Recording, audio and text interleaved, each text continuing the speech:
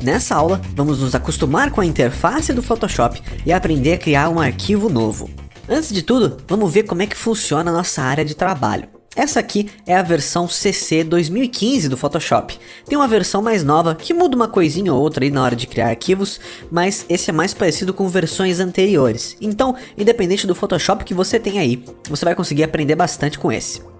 Eu lembro quando eu tava no começo que eu tinha um medo de fuçar no programa e acabar quebrando alguma coisa se eu clicasse no lugar errado. Mas a minha dica é: não tenha medo de fuçar, de mexer, de cutucar, de ver o que acontece. Sempre dá pra voltar tudo no padrão inicial. Vamos começar vendo o que tem aqui na nossa área de trabalho. Bem no topo temos o menu principal, que tem aqui várias opções para fazermos algumas coisas dentro do Photoshop. Muitas vezes eu vou falar para vocês de um atalho ou outra maneira para você executar uma ação. Sempre que tem um atalho, normalmente tem uma função em algum menu. Então, se você não souber o atalho, vai estar aqui em cima em algum lugar. Rapidamente eu vou comentar sobre cada um desses menus e o que tem dentro deles. Em arquivo você pode criar e abrir arquivos, fechar e salvar arquivos, exportar e importar imagens para dentro e para fora do Photoshop, rodar alguns scripts, imprimir arquivos e também, curiosamente, sair do Photoshop. Tem um atalho para isso aqui, além do xizinho. E aqui também tem a opção de mostrar todos os itens do menu, mas isso é porque eu escondi algum deles. E esse tipo de alteração, como esconder itens ou mostrar algumas coisas, você vai ter aqui nesse menu de editar, onde você pode voltar ou realizar ações que você já fez, aplicar um fade, que eu vou mostrar para vocês depois, é muito legal isso daqui, copiar e colar imagens. Aqui tem funções de texto, aplicar camadas de preenchimento ou de contorno, fazer alterações na transformação de uma imagem, definir brushes. Esse Purge serve para eliminar alguns arquivos da sua memória, para que o Photoshop funcione um pouquinho melhor. Redefinir alguns presets de PDF, modificar alguns detalhes mais avançados de definições de cores, modificar atalhos, menus e preferências. Foi aqui nesse atalho de menus da edição que eu consegui ocultar ou abrir algumas dessas opções. Esses menus aqui tem opções que talvez você não vá usar, como por exemplo Browse in Bridge, que é usar um outro programa da Adobe, o Adobe Bridge, para procurar arquivos. Então esse menu some daqui de cima, onde ele normalmente está. É também aqui nesse menu de edição que você consegue encontrar as preferências do Photoshop, onde a gente pode voltar de tempos em tempos para modificar alguma coisa, como a cor do Photoshop ou alguma função assim. No menu de imagem nós poderemos mudar o modo de cor, criar ajustes automáticos também, além de modificar o tamanho do seu arquivo, rotacionar a tela, cortar a tela, além de duplicar esse arquivo também. Assim como aplicar variáveis e também fazer uma análise onde você tem ferramentas que te ajudam a medir a tela. Neste menu Layer temos várias funções que podem ser associadas com as camadas dos nossos arquivos. Então a maioria dessas funciona somente quando nós tivermos um arquivo aberto e com várias camadas, e a gente vai fazer isso ainda nessa aula. O menu Type lida com ferramenta de texto e todo tipo de painéis e coisas que podem influenciar aqui com fonte, tamanho e tudo mais. Esse menu lida com as seleções e as suas funções também. Nós vamos aprender a usar isso daqui principalmente com vários atalhos. No menu Filtros temos como aplicar várias modificações nos pixels das imagens para criar coisas interessantes, como efeitos de borrado ou de aumentar a nitidez, assim como criar ruídos e outros efeitos de estilo. O Photoshop também tem algumas funções em 3D e a gente vai poder modificar alguma delas aqui neste menu, apesar que para pintura digital eu não utilizo muito elas. Nesse menu de View, nós temos como modificar como algumas coisas aparecem dentro do Photoshop, o que está sendo ou não visualizado, como guias, réguas e também o tamanho do arquivo na tela. Quase no final, temos janela, que pode abrir ou fechar janelas, como por exemplo, aqui na direita nós temos a janela Color, e se a gente clicar aqui, ela é fechada. Se nós clicarmos de novo, ela é aberta exatamente onde ela estava. E por último, o menu Help, que traz alguns manuais e conteúdos. Durante o curso, a gente vai ver mais em detalhes o que cada um desses menus é capaz de fazer, mas vamos ver isso de acordo com a necessidade. Seria muito pesado se eu falasse exatamente o que tudo isso faria para vocês em detalhes agora no começo. Vamos por partes. Logo abaixo do menu, temos uma barra de opções referente às ferramentas selecionadas na barra de ferramentas. Então, o que é que você selecione aqui, terá opções que você pode controlar e ajustar de acordo com a ferramenta que você escolheu. Algo muito legal da área de trabalho do Photoshop é que você pode arrastar esses elementos e colocar eles em outros lugares, fixando eles quando você vê essa linha azul aparecendo. Isso serve para a maioria das janelas, como a de Color, a de Swatches, você tem como juntá-las em uma única coisa, quando você vê a linha azul, ou você pode separá-las. Você também tem como fixar uma janela embaixo da outra, é só você ver a linha azul e quando aparecer, você pode juntar uma coisa na outra. E isso tudo você pode transportar também para outros lugares e fixar em cantos, como esse daqui, deixando a linha azul aparecer, ou em qualquer outro lugar. Então você tem realmente como customizar a sua área de trabalho. E não fique preocupado de fuçar na onde essas coisas estão, porque se você fechar sem querer uma dessas janelas, você sempre pode voltar em Window e recuperar a sua janela. Se você não lembra muito bem o que você fechou, ou quer voltar tudo como estava no início, você pode simplesmente vir aqui em cima e selecionar um desses presets da sua área de trabalho. Provavelmente a sua tela deve estar em Essentials, que é a versão inicial disso. Porém, eu criei a minha própria tela. Eu tirei esse Libraries, eu deixei esse Adjustments, eu tirei esses estilos e deixei somente com cor, Adjustment e Layers. Então isso daqui eu criei um novo preset no Photoshop. E para fazer isso, você simplesmente vem aqui e cria uma nova workspace, uma nova área de trabalho. Você pode dar um nome para ela, como Curso 2, e salvar aqui. Eu vou botar na Curso 1, que é essa primeira que eu fiz, que tá desse jeito, mas a gente pode resetá-la para como eu salvei no primeiro lugar, como a gente começou essa aula. Você também tem como ativar aquela segunda e outras configurações que eu tenho salvo por aqui. E também você pode verificar como o Photoshop criou outros padrões de telas para você. No final das contas, você pode criar o seu próprio e resetar para ficar tudo do jeitinho que você combinou. Para a gente começar a falar sobre camadas, esses menus e tudo que a gente pode criar no Photoshop, antes disso, temos que criar um novo arquivo. Essa aqui é sua área de trabalho. Para isso, você tem duas maneiras. Você pode vir em File, New, ou utilizar o atalho Ctrl N. De qualquer forma, ele vai trazer para você essa janela de criação de arquivo.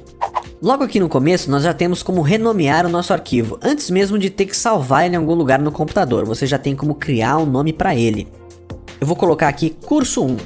Embaixo nós temos algumas opções de presets já feitos pelo Photoshop de tamanhos que você pode usar. Como por exemplo aqui em Filme e Vídeo, você tem opções de HDTV e outras configurações que você pode escolher se for para esse tipo de coisa que você vai criar uma arte.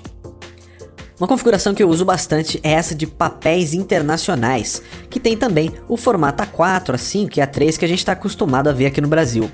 Abaixo disso nós temos a largura e a altura dos arquivos. Vocês podem ver que elas podem vir em milímetros, centímetros ou outras medidas. O importante disso é que essas medidas serão traduzidas no final das contas em pixels, que é a medida que você vai utilizar dentro do Photoshop na maioria das vezes. Então para você ver quantos pixels tem para cada centímetro ou polegada do seu arquivo, você tem que colocar uma resolução em dpi. E é isso que o pessoal fala muito, né? 72 dpi é mais comum para a internet e 300 é mais comum para impressão. Na próxima aula vocês vão ver que eu vou explicar direitinho como é que funciona a DPI e também os modos de cores. O que eu posso dizer aqui rapidinho para vocês é que RGB é bom para exibição digital e CMYK é bom para impressão.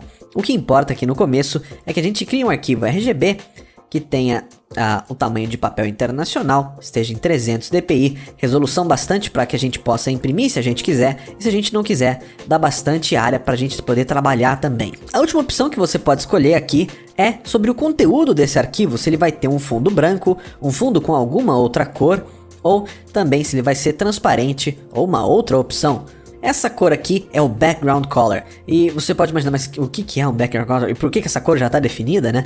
Bom, como você pode ver aqui na janela de cores, ou até mesmo aqui embaixo no canto esquerdo, nós temos dois selecionadores aqui, né? Tem um na frente e um mais atrás. Esse mais à frente é o Foreground Color e esse mais atrás é o Background Color. Então, são dois selecionadores. Se você estiver usando o pincel e a borracha, normalmente o pincel vai ter essa cor, e se a borracha, o arquivo não tiver transparente, a borracha vai colorir com essa cor aqui, simplesmente como se fosse um pincel inverso. Em opções mais avançadas, nós temos o tipo do perfil de cor, que são definições mais avançadas mesmo, que na maioria das vezes você não vai ter que lidar muito com isso. mas também tem o aspecto dos pixels, que eles podem vir aqui com algumas configurações diferentes. O recomendado é que você trabalhe com pixels quadrados mesmo, porque aí os valores que você colocar aqui vão sempre estar certinhos. Então vamos nessa de novo, papel internacional A4 300 dpi RGB com fundo branco, é isso daí, nós podemos criar esse arquivo já. Você pode ver também agora que nos menus algumas opções estavam em cinza, ou seja, elas não estão habilitadas. E agora com o arquivo criado, nós podemos modificar algumas coisas. Como aqui em imagem, rotação de imagem, girar 90 graus em sentido horário. Isso é algo que eu faço muito no começo de arquivos. O Photoshop aqui no começo parece que não tem como você escolher se você quer retrato ou paisagem, algo que tem no Illustrator e em outros programas. Então, normalmente eu venho aqui em imagem, rotação da imagem e giro isso daqui para cá.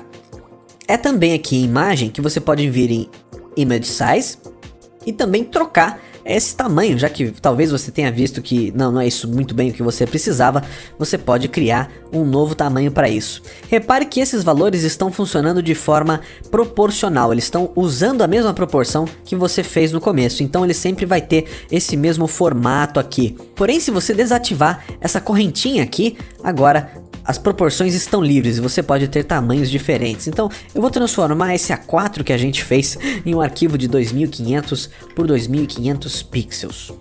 Talvez você tenha visto que o modo de cor que você utilizou não é exatamente esse que você quer. Você também pode usar esse menu aqui em cima para modificar isso.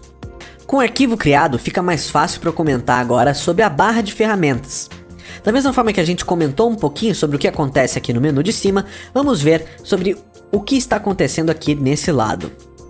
Você pode ver que na barra de ferramentas existem algumas divisões com essas pequenas linhas. Normalmente isso tenta organizar um pouquinho melhor como esses itens estão distribuídos. Então aqui no começo nós temos ferramentas para seleção, como a ferramenta de mover, e as ferramentas de selecionar mesmo, como criar quadrados ou criar elipses para fazer seleções.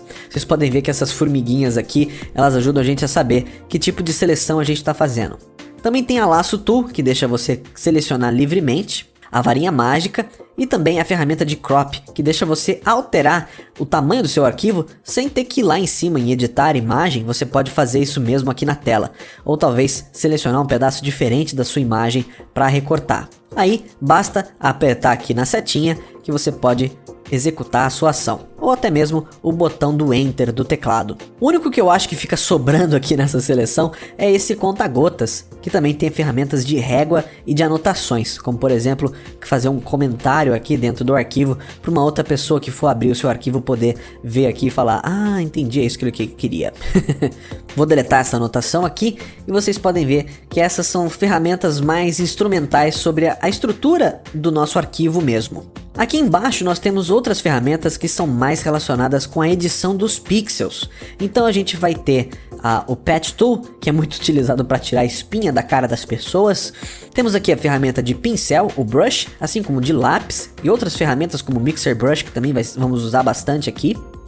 A ferramenta de Stamp, que deixa você aplicar padrões de forma repetitiva na sua imagem, que funcionam repetindo uma mesma imagem proporcionalmente uma do lado da outra, criando coisas como isso daqui. Você também tem o History Brush, que deixa você voltar no histórico e refazer uma ação que você tinha deletado antes, somente numa área que você quer. A borracha, que como o nome já explica, ela ajuda a apagar. O baldinho, que colore uma tela inteira. O Smudge, Sharpen e Blur, que nós vamos ver mais a fundo também, um pouco mais pra frente. E o Dodge, o Burn e a Esponja, que mexem com a saturação da imagem. Então, revisando um pouquinho, a primeira seção lida com movimento, seleção e corte do seu arquivo. A segunda lida com ferramentas que afetam os pixels da sua imagem, como o pincel, a borracha, o baldinho. Essa terceira aqui lida com vetores, ou seja, você vai criar imagens que não são exatamente compostas de pixels, mas sim de informações matemáticas que criam curvas e retas a partir desses pontos. E tudo isso daqui pode ser usado de alguma forma ou de outra. O texto que é aplicado dentro do Photoshop com essa ferramenta aqui também vem nesse tipo de formato. Algo que pode confundir um pouco no começo é a ferramenta de mover, que tem essa cruzinha aqui do lado e a ferramenta para mover imagens em vetores, que é essa daqui, que não tem a cruzinha do lado. Então ela é boa para a gente poder selecionar esses valores aqui e mudar a posição desses vértices e como essas curvas estão sendo feitas. Ainda nesse grupo de vetores, nós temos também como criar formatos já determinados aqui pelo Photoshop. Temos aqui outras opções também. Para você abrir o menu com as opções internas, basta você clicar e segurar um pouquinho. E aí ele já abre para você todas essas opções que existem dentro dessas. Então, para cada ferramenta dessa, existem uma ou outras opções aqui que podem ser utilizadas. E finalmente, essas duas últimas são muito importantes, pois lidam com a navegação de um arquivo que está aberto. Essa ferramenta da mãozinha, se você clicar, ela vai arrastar a sua imagem, mas ela também pode ser usada com o atalho na barra de espaço, se você estiver utilizando a ferramenta do pincel. Outra ferramenta aqui de baixo é a ferramenta de zoom, que você pode clicar ou escolher menos zoom aqui em cima e clicar também. Eu gosto muito do atalho Ctrl+ e Ctrl- do teclado para dar zoom in ou zoom out.